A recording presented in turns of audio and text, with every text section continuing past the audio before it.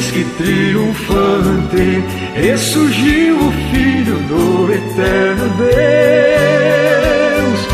para dar-nos sua fé constante e ao fim levá-nos para os céus.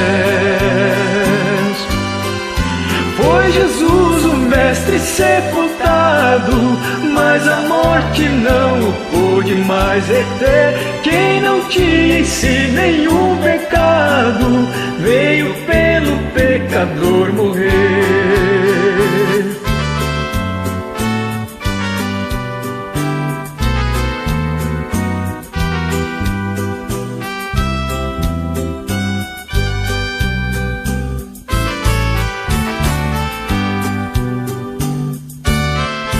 Quando as discípulas chegaram com aromas para ungirem o Senhor,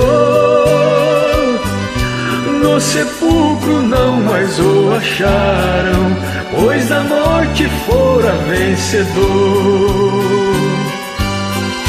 Viram anjos que lhes informaram que entre os mortos Cristo não estava mais. Cheias de alegria retornaram, contemplando maravilhas tais.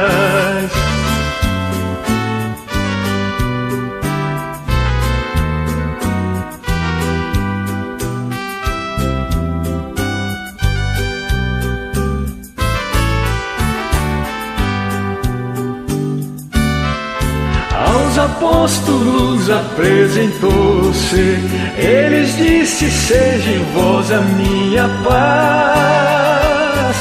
A tristeza em glória transformou-se, pela sua aparição verás.